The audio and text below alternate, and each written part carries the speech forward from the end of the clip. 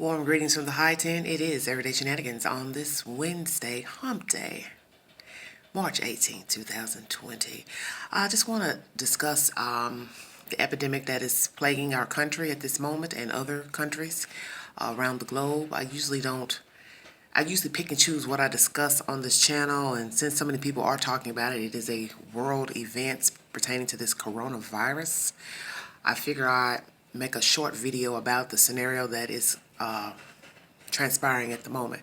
I just want to say I'm sending prayers to those of you who are sick and ill.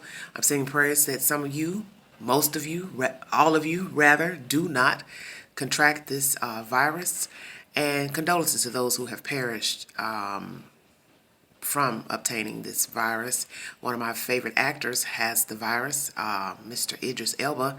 I have been a Elba fan for many years, since he did the Wire TV series, and I like him, and I read it on Facebook the other day that he had it. So I'm praying that his wife also gets checked, because naturally they live together, they're around each other, so common sense would tell you she's susceptible to getting it as well.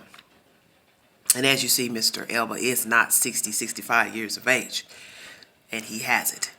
But my prayers are to those around the globe that you all stay safe and clean, wash your hands, be leery. Anything that don't look right, sound right, you know what I mean. Whatever it is, food, whatever, germs, cross-contamination, you have to be very careful. But these are the things we were supposed to be doing in the first place, is being careful what we eat, what we patronize, door handles we touch.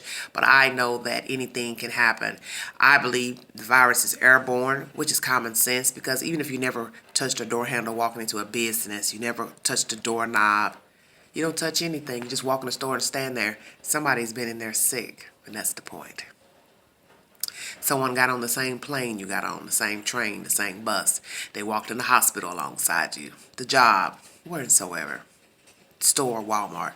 But it is a serious situation, and whether or not the president takes it serious or not, if he's not really seeming to be, believing that this is a serious problem, everything's up for interpretation. My thing is, I believe in God, so I'm not going to worry myself about getting sick. Of course, I'm leery.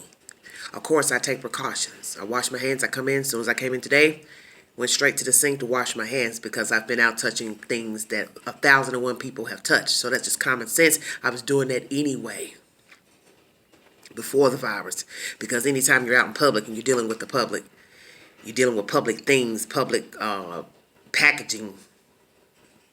Thousands of people have touched the loaf of bread, box, cereal, whatever it may be. But this is a serious situation, and I think this is happening because it was meant to happen, like so many other things that happened. I don't believe it's a conspiracy. I don't believe it was, some made up deadly disease on purpose in a lab, or some malicious person giggling behind a computer saying, "Let me put this out here." I don't get down with that type of shenanigans and buffoonery or conspiracy theories and things like that. I deal with what I can see. You understand what I'm saying? That's how I roll. That's just who I am. Everybody's different. I don't partake in that type of talk. I just don't. Because man is filthy. He is a filthy beast. He does filthy things. He does things that he shouldn't be doing with things such as food, handling of food, touching food. You have to be very careful of the things you get, especially raw food, raw vegetables. That's just common sense stuff. As I say, thousands of people have touched that food before you've gotten it. So you have to be leery anyway of everything you partake in, put in your mouth, you drink. Somebody's touched something that you are eating from, a plate or whatever. No one's walking around holding your plate with a glove. Think about that. It's put in the washer, wash, sat on a shelf. Somebody picks that plate up, and then they put your food on there. And you don't know if that person has any type of deadly diseases. They have anything. Not as serious as the coronavirus. But they can have something nonetheless that can make you ill. And that's the point. that there are nasty people out here, people who do not have good hygiene. Most of you know people who don't have good hygiene. Some of you listening don't have good hygiene, and you know you don't. A lot of you don't wash your hands after you use the restroom in public places. Now, some of you may not use it at home because you're like, well, I'm at home, I don't have to. I'm inside my house, I'm not going anywhere. To each its own. But if you go in a public place, you know you should wash your hands in a public bathroom. And you should do your best not to even open the door with your bare hands after washing your hands, because now you defeated the purpose of washing your hands. Get a paper towel after drying your hands off. Dry your hands off with a paper towel if you can, and then open the door with that paper towel. Just a little something goes a long way, because we do have filthy people out here, and you can get cross-contamination in so many ways. As I state, through food, handling of, as I say, silverware, dishes, all that type of stuff, and just people being sick in the said room that you're in. And that's what this problem is. Once it went viral, from however it originated, from that processing place where they had that food in that open market, I don't know if that's the actual origin, but the point is, all it took was one thing to go wrong, and now massive people from all over the world have now fallen ill because of this virus. I lean on faith. I've been out today, as I state, and it's sad that I couldn't even get toilet paper. So in my mind, I'm saying to myself, is this what we have come to? People used to laugh at people who couponed a lot and had the garages filled with soap, detergent, shampoo, all that type of stuff, dishwashing liquid. Well, now all that comes in handy if those said people still have that, because now they're going to need it. Now they're going to need it. So you see that maybe God knew all along this was coming. So he told those certain people, you keep on couponing, because you're going to need all that stuff one day. Because there's going to be a day where you're not going to be able to go in a store and buy anything. Now, why everybody bought up all the toilet paper and left some of the other stuff on the shelves, paper plates, those things, I don't know. I assume people went out because they thought the stores were going to close. That's the only conclusion I can come to, is as to why most of you have bought up all the toilet paper. It's because you thought the government was going to make stores shut down, which, logically speaking, that would make no sense, because you have to have the stores open, because you have to have an economy. You got to have business. Business has to flow. There's just no way all the stores could shut down to try to keep this virus at bay, because it's obvious the virus is here stateside. And there's nothing you're going to be able to do to contain it, because most people probably have symptoms and don't even know that they're sick. Because a lot of people don't go to the doctor anyway. So why would they go to the doctor even now that they know the corona is stateside? But that was just a theory I had. That maybe it wasn't all the hype of talking about it on TV that made people run out and get all the toilet paper. I'm just going to assume that everybody bought all the toilet paper up because they thought the stores were going to close. So they wanted to get all the toilet paper they could just in case. But now it's a hindrance for those of us who want to buy toilet paper. And looking on the shelves today where I was, I thought, wow, this is crazy. What am I going to do if I can't get toilet paper? Of course, you can be very imaginative if need be. But just saying. I pray for our world.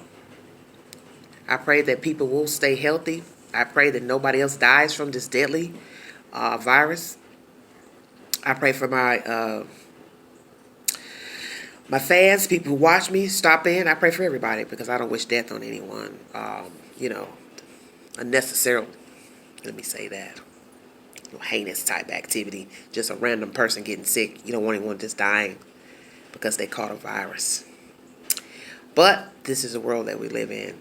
We're in desolate times, and I know naturally that this will affect our economy. I'm afraid that this is going to go back to how it was in 07, 08, when the economy fell, everything got sized down. Candy bars got smaller. You understand? The packaging got less candy bars inside of a 10-pack of Snicker bars. Now it's 8-pack, they're smaller. Detergent size went down, smaller. Prices went up on the items, soap, lotion, all that. The fabric on your clothes became thinner. The shirts, the t-shirts were thinner made. to conserve everything, fabric, all of that. And that might be where we're going back to. And that'll be a sad day. If gas goes back up to $4, $5, $6 a gallon, how will people make it? Because you have to be able to drive your car. You have to be able to still live no matter what. But luckily, I'm one of those type of people. I keep extra everything. I've always been that type. I'm not that one type, one lipstick girl, that one bottle of shampoo type female. I don't believe in 30 bottles of shampoo. Hell, I don't even believe in 10 bottles of shampoo. But I believe in you need to have at least a second or a third. So I'm not worried about hygienic products. I have enough soap, shampoo, all that type of stuff by the grace of God. And maybe he told me a long time ago, the day is going to come where you're going to need all that. And that day has come. To where I'm not hurting for all of that. I just so happen didn't have an extra stockpile of toilet paper. But nonetheless, I'm blessed. And my God is good. And I know he will see me and everyone else through this event. And I don't know when this virus will die down. I pray that it doesn't mutate into something else. Because as the authorities, experts have said on TV, this is a 1.5 year long process of getting a cure.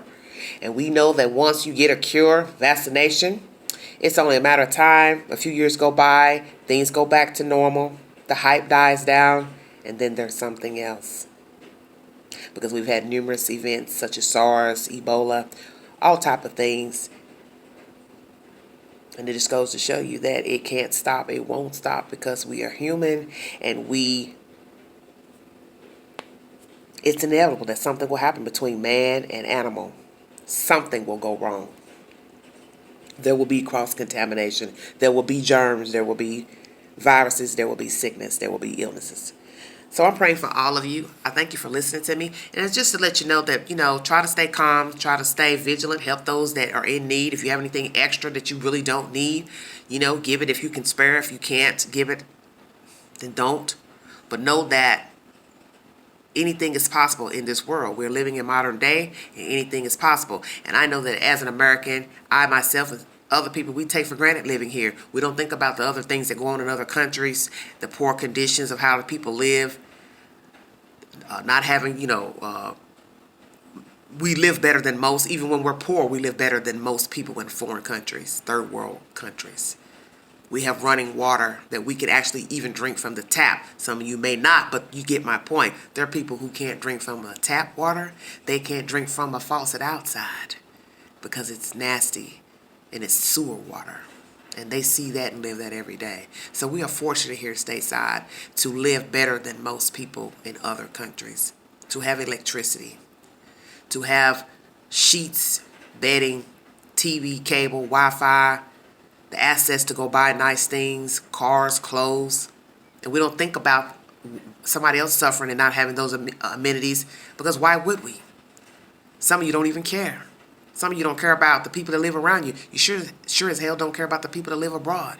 But I do. I'm one of those type of people that I sit sometimes to myself and tell myself, I am fortunate, I am lucky. I may not have everything I want, I may not have everything that I need, but I'm not destitute. I'm not on the street. I'm not in jeopardy of being on the street. And I do my best to stay afloat. And by that, I am grateful and I am humbled.